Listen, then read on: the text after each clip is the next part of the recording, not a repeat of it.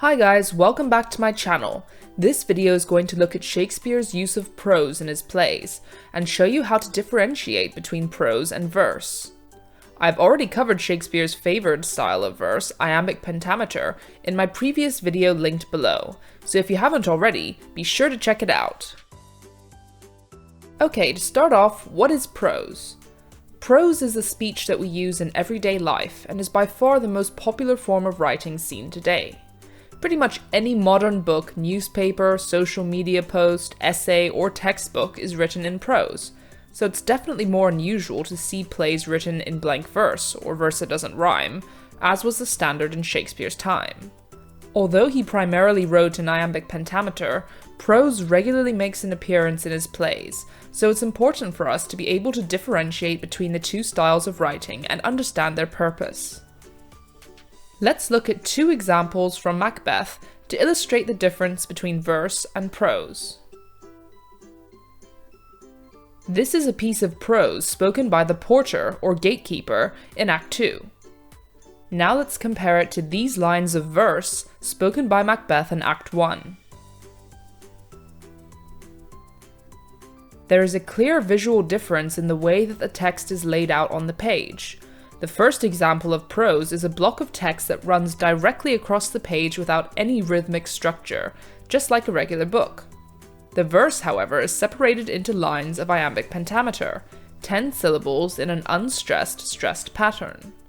All the lines are aligned to the left, and begin with a capital letter, regardless of whether it's the beginning of a sentence or not. In comparison, notice how prose uses the normal capitalization rules that are familiar to us. If you're learning something from this video so far, please hit the like button below, it really helps out the channel. Let's do a quick test to see if you can tell if this extract is written in prose or in verse. Remember to look out for how the text is laid out, and if there are capital letters only at the beginning of sentences, or at the beginning of each line. Feel free to pause the video so you have as much time as you need. Ready? Did you figure it out?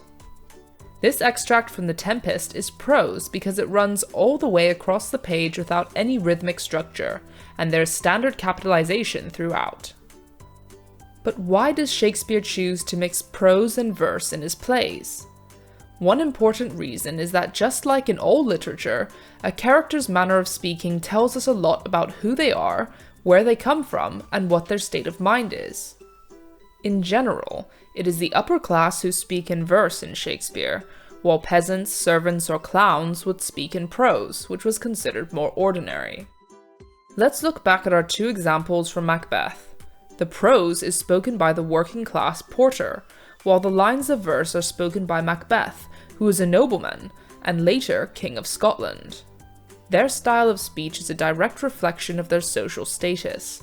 Macbeth speaks formally and eloquently, while the porter's speech is more realistic and relatable.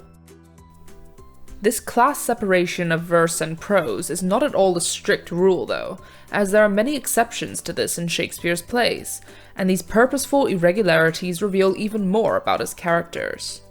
Take Caliban in The Tempest for example, a servant who's often treated as a subhuman creature. We would expect a character of his status to speak in prose, but he actually often uses verse to express himself.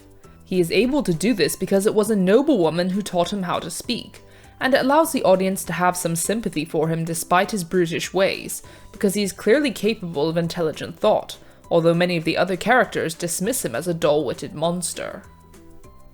However, it is more common for the upper class characters to switch from speaking verse to speaking prose for a period of time.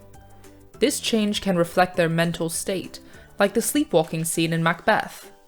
This is the moment where Lady Macbeth finally reveals her overwhelming guilt at being an accomplice to her husband's crimes, so it is fitting that she drops the formality of verse and confesses her true emotions through the freedom of prose. In fact, most situations where a character is expressing intense emotions, or even just speaking casually, are written in prose because it makes sense that they would not be as eloquent and formal as usual in that moment.